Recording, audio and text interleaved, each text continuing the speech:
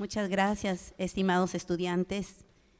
Es mi deber no quedarme en silencio frente a estos 35 años vividos como docente y más aún como estudiante también, que he pasado por muchas etapas, muchos gobiernos, muchas políticas, y la parte de la educación siempre ha sido la parte muy importante para la sociedad. Desde inicios de la República se trató de unificar la educación, conformándose los sistemas educativos nacionales. En todo el mundo también, porque cada país tiene su sistema educativo nacional, por supuesto, de cada uno de ellos. Hoy dejo a un lado la parte externa para dedicarme a explicar el sistema educativo nacional peruano, cómo es hoy. Voy a partir, en primer lugar, para definir qué es un sistema educativo nacional. Es una estructura organizada para posibilitar el derecho que tienen todos los peruanos a la educación. Y esto lo sostienen los organismos y las instituciones preparadas y preocupadas por ello. Entre ellas, el Estado es el fundamental cuando se trata de una educación pública. ¿Para qué se forma? ¿Para qué es la educación? Para formar a la sociedad y asuma los retos sociales. Es por ello que la educación se convierte en un ente fundamental del desarrollo de los pueblos. He allí el problema también que atañe a la sociedad peruana, a los organismos de gobierno, a la población en general, a las autoridades que nos corresponde en cada uno de los niveles educativos. Tenemos que hacer todo lo posible porque lo que hagamos sea un éxito. Voy a empezar tratando de colocar al sistema educativo nacional, que por supuesto, por el hecho de que seamos un país, no significa de que tengamos lazos externos y por supuesto una organización interna del sistema educativo nacional y quienes lo influencian. Por un lado tenemos la parte externa, la globalización, la internacionalización de las economías, el Fondo Monetario Internacional, la deuda externa, son condiciones que afectan e influyen en el sistema educativo nacional. Por ello es que dentro del sistema educativo nacional tenemos el factor de dependencia. Asimismo, la legislación de la educación de la sociedad peruana es general, que parte de la Carta Magna, de nuestra Constitución Política del Perú. Pero aparte dentro de la Carta Magna, que influye a todos los estamentos de nuestra sociedad, internamente tenemos la legislación educativa peruana, que solamente tiene que ver con la educación. Asimismo, la cultura. Ustedes conocen desde que el hombre empezó la vida hominis, empezó a hacer cultura. El hombre nace y nace su cultura. Todo lo que hace el hombre es cultura. Cultura de la historia, del pasado, cultura del presente y todas nuestras aspiraciones que pretendemos también es cultura que se espera. Y por ello, la política educativa tiene que ver cómo se dosifica, cómo nos vamos a alimentar la sociedad peruana de estas culturas externas e internas. ¿Por qué? Porque la ciencia viene de todas las investigaciones, las disciplinas particulares de cada ciencia, ellas son las que alimentan a la educación. La psicología, la filosofía, la sociología, las ciencias naturales, la biología, es decir, todas están inmersas, porque en cada una de las etapas, así sea del nivel inicial, ya estamos también entregando todas esas ciencias.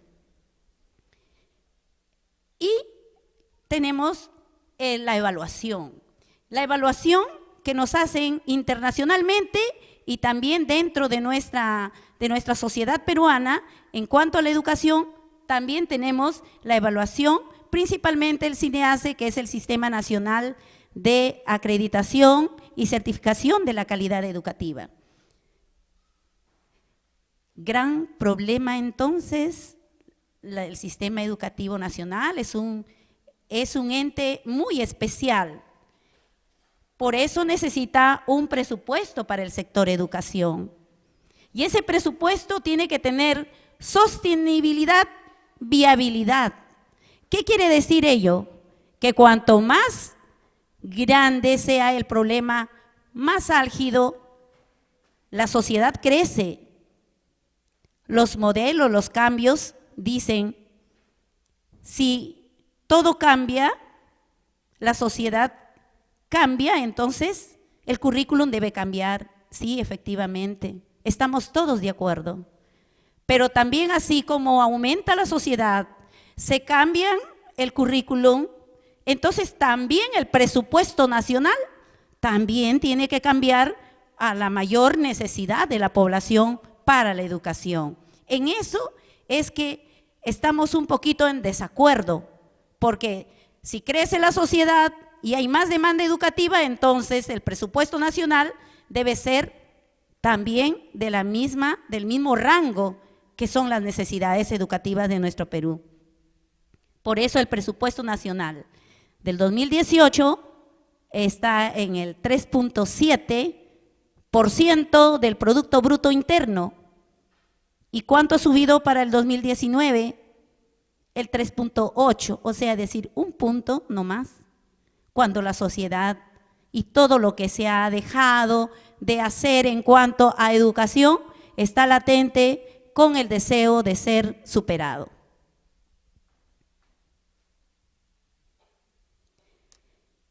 Y ustedes habrán visto en el centro de la anterior, ustedes verán que he puesto el currículum. Y el currículum, ¿por qué está allí? Porque es el centro de todo el sistema educativo nacional, es el currículum. Y para ello vamos a definirlo. El currículum es un documento que define lo que aprenden los estudiantes, sea en distintos niveles, en cada una de sus etapas, modalidades, niveles, y asiste a los objetivos nacionales de la educación peruana. Pero para realizar este currículum, el currículum actual, por ejemplo, debemos de preguntarnos, ¿para qué enseñar? Para tener un propósito educativo. ¿Qué enseñar? Para realizar un contenido. El contenido son los temas que decimos de manera usual sobre cada una de las áreas o asignaturas en el caso de la universidad. Recursos, ¿con qué enseñar? Que tienen que estar adaptados a los contenidos y a los propósitos. La secuencia, ¿cuánto enseñar? Claro, efectivamente, si tenemos educación inicial, a los niños no se les va a enseñar a leer. ¿Qué se les va a hacer? Se les va a hacer expresar. Hablando, y ellos comprendiendo, haciéndoles entender, vamos a hacer que ellos comprendan lo que le dicen las personas, su entorno social. La metodología, ¿cómo enseñar? He allí esta gran preocupación de cada uno de nosotros, los maestros, porque hay distintos modelos educativos y tenemos que escoger uno. El sistema educativo nacional también lo ha elegido. Y luego la evaluación. ¿Cómo aprendió? Todo lo que se hace en el factor educación, todo ello tiene que ver con que el estudiante sepa lo que nosotros queremos que él logre. Hoy se trata de desarrollar competencias, se trata de potencializar capacidades y lograr que los estudiantes tengan óptimos desempeños. Así se habla hoy, pero antes, el año pasado eran eran competencias, capacidades ¿y qué? ¿Se acuerdan? Propósitos, ¿no es cierto? Muy bien.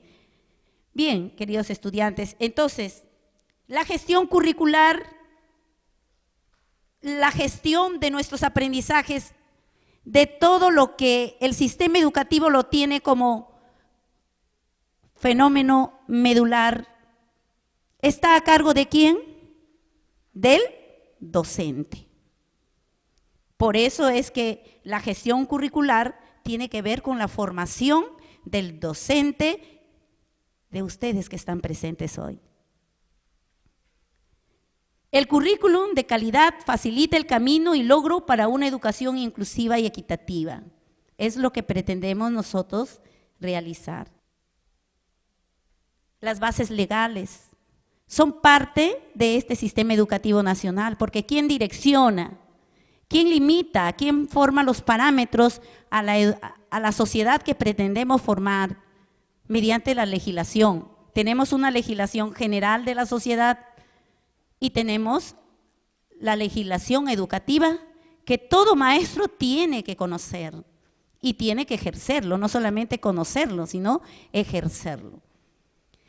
Entre ellas tenemos la Constitución Política del Perú, que en su título 1 de la persona y de la sociedad tiene 2 capítulos muy importantes. El capítulo 1, defensa de la persona humana, que en su artículo 2 dice derecho a la igualdad. Derecho a la igualdad, en este sentido, derecho a la igualdad en la educación. Todos tenemos derecho a la educación, pero de una manera igualitaria. Preguntamos, ¿es igual la educación para todos los peruanos? Capítulo 2, de los derechos sociales y económicos, formación básica, de la formación básica, desde el artículo 13 al 17. Ustedes con sus profesores de práctica administrativa o con alguno de los que están, lo desarrollarán ya más ampliamente. Y la educación universitaria, que la articulan los siguientes artículos, artículo 18, 19 y 20. Ahí se ve el sistema de acreditación, la forma como la autonomía de la universidad y todo ello.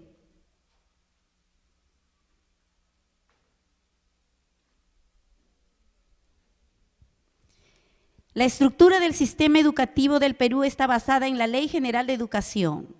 La Ley General de Educación es la 28044, que desde su primer capítulo hasta el último se dedica a tratar de graduar en todas sus etapas y niveles, modalidades, al sistema educativo nacional del Perú. Ella fue promulgada en julio del 2003 y modificada en agosto del 2018. ¿Por qué esas modificaciones? Como les decía al principio, todo va cambiando, necesitamos más fenómenos, más actitudes, nuevos dispositivos para poder ejercer los lineamientos y a la vez los retos que nos exige, porque no estamos solos en el mundo, estamos involucrados por el sistema económico político. Lo dijo José Carlos Mariátegui, la sociedad peruana es el reflejo, es la superestructura y ella depende del sistema de la sociedad, el sistema político-social. No podemos querer aspirar a una educación perfecta si nuestra sociedad todavía no lo está. Por lo tanto, todos los profesores, todos los involucrados en este sistema educativo nacional, estamos siempre pendientes en que no se deje de lado esta preocupación. La estructura del sistema educativo. Vamos a tener 2 tipos, 2 educaciones. La educación básica y la educación superior. Estas son 2 etapas, se le llama 2 etapas. La educación básica, que corresponde a la educación básica regular, que tiene inicial, primaria, secundaria. La inicial con primero y segundo ciclo, la primaria, tercero, cuarto y quinto, y la secundaria, sexto y séptimo ciclo. La educación básica alternativa, inicial, intermedio y avanzado. La educación especial, educación básica regular, educación básica alternativa y educación por la productividad. Educación técnica productiva, básico y el medio. Todos ellos son niveles y ciclos, y la educación superior, que es educación superior pedagógica, y la universitaria, que es la que está liderando actualmente la educación superior. Allí también tenemos una preocupación especial en nuestra querida universidad sobre el licenciamiento y nuestra acreditación más adelante. Organización del sistema educativo nacional. Ya les dije anteladamente, etapas, niveles, modalidades, ciclos y programas. Vamos a detallar la siguiente. Vamos a detallar las etapas. ¿Qué son las etapas del sistema educativo nacional? Son periodos progresivos en que se divide el sistema educativo para el aprendizaje de los estudiantes. Es decir, la educación básica y la educación superior. Niveles son periodos graduales del proceso educativo articulado dentro de las etapas educativas.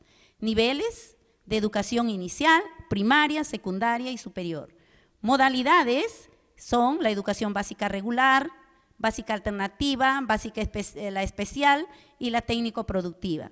Ciclos, primero y segundo para inicial, tercero, cuarto y quinto para primaria y sexto y séptimo para secundaria. Y los programas, que son conjuntos de acción educativa, cuya calidad es atender demandas y responder a las expectativas de las personas. Por ejemplo, el programa de alfabetización, el programa de educación secundaria, Proeduca, el programa de Guaguaguasi para los más pequeños, etcétera. Asimismo, tenemos las etapas del sistema educativo nacional, un poco más explicado. Educación básica favorece el desarrollo integral del estudiante con un carácter inclusivo, atendiendo las necesidades educativas especiales y con facultades de aprendizaje. Educación superior está destinada a la investigación, creación y difusión de conocimientos, al logro de competencias profesionales de alto nivel. Sistema peruano de educación, los niveles educativos y las modalidades. En los niveles educativos estamos viendo los grupos etarios de 3 a 6 años en educación inicial, en educación primaria de 6 a 12 años, en educación secundaria de 12 a 17 y educación superior en institutos y universidades. Si tienen un gran talento en conocimientos, en educación y competencias, el estudiante puede empezar desde los 15 la educación superior. No tiene un grupo etario establecido porque la educación superior es para toda la vida los que llegamos a ejercerlo. Tenemos que seguir estudiando, tenemos que seguirnos perfeccionando. ¿Y qué pasaría, por ejemplo, si un director recibe a un estudiante de 5 años, de 4 años? Allí viene la ley. La ley va a decir de que 6 años para adelante podemos recibir al estudiante en educación. Son las normas las que no permiten, así sea el niño excelente, que ya esté motivado. De todas maneras, tenemos que ceñirnos a las normas educativas. De igual manera, en educación secundaria, no puede estar un joven de 22, 23 años en educación básica regular, por los mismos lineamientos que se dan en la educación. Y las modalidades: menores hasta los 18 años, adultos mayores de 19 años, y especial no se considera ningún grupo etario por ser habilidades diferentes y de sentido ocupacional.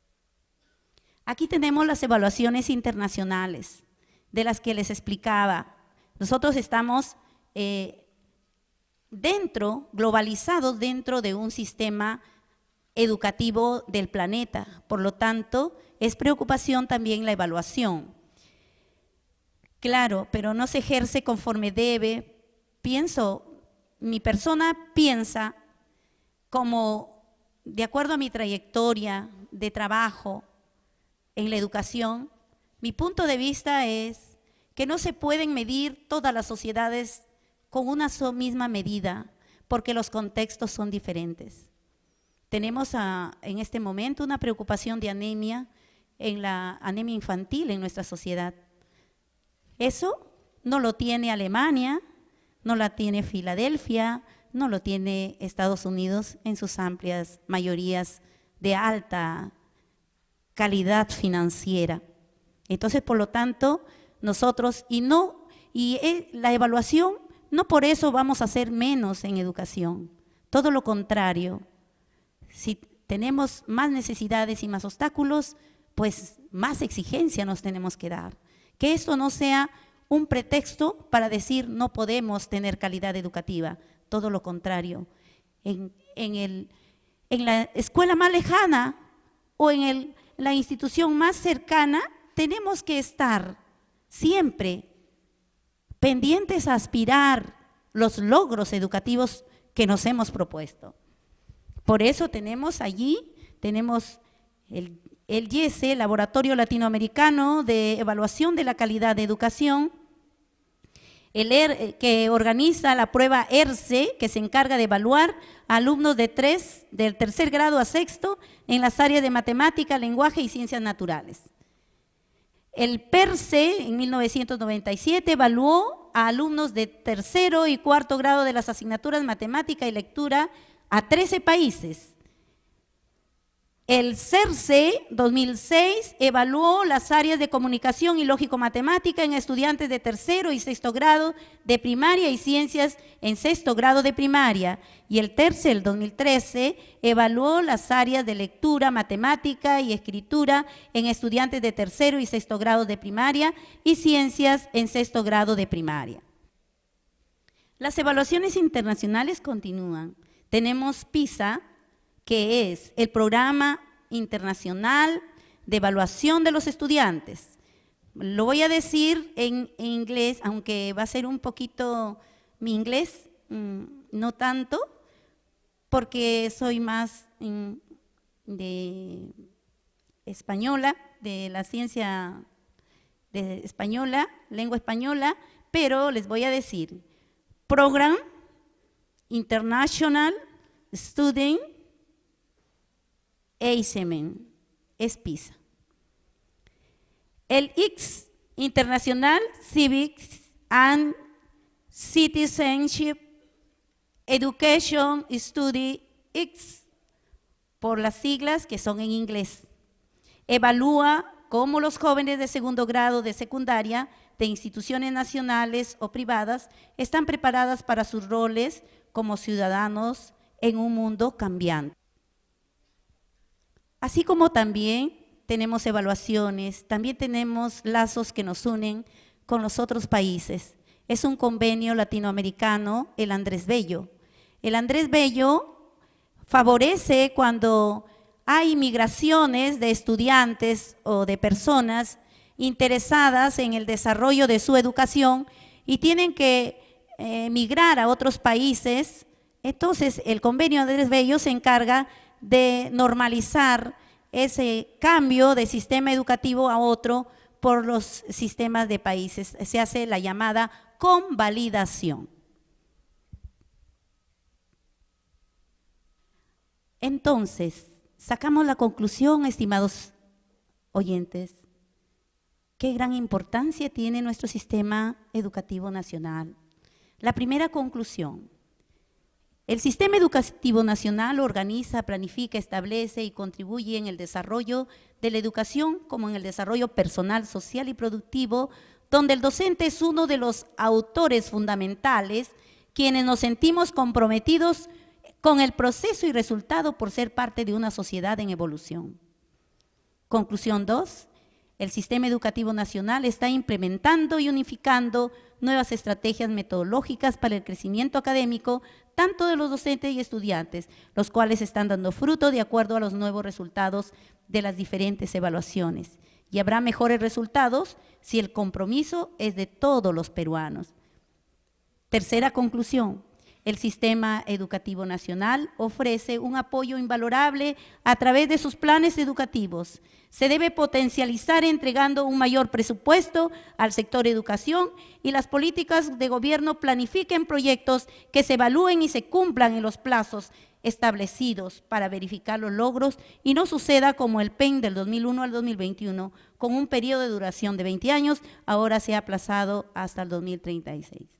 Estimados estudiantes, público presente, entonces tenemos una gran preocupación. ¿Por qué se aplazó el proyecto educativo nacional, el PEN, que es nuestro proyecto nacional?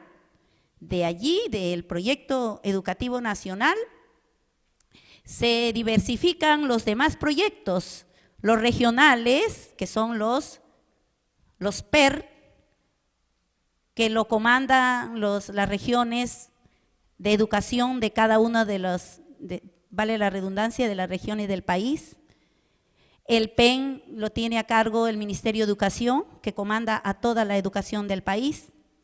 Los PEL, que son los proyectos educativos locales, que lo tiene a cargo los distritos, las ciudades, los distritos, y también las UGELes tienen a cargo esa jurisdicción, y el PI, que tiene cada una de nuestras instituciones educativas, sean estatales, privadas, sean de la modalidad básica o a la modalidad superior. Como ven, todo ello, educación significa planificación, organización. Y por lo tanto, debemos dar énfasis a la preocupación de nosotros los docentes y de los estudiantes por un quehacer actualizado, un quehacer de compromiso con la educación de nuestro país. Les voy a decir de toda la conclusión, he escogido lo que dice Gerd Biesta, un filósofo netamente filósofo de la educación, nos dice: si no queremos entregar la responsabilidad de nuestros procesos y prácticas educativas a abstractos sistemas de medición y aspiramos a mantener un control democrático sobre nuestra iniciativa educativa y sobre las maneras en las que evaluamos su calidad, es sumamente importante que se lleve a cabo un debate sobre aquello que nuestros esfuerzos educativos deberían tratar de conseguir. Es decir, que el éxito de la calidad educativa, el licenciamiento de nuestra querida universidad, no es tarea de unos, es tarea de cada uno de nosotros. Muchas gracias.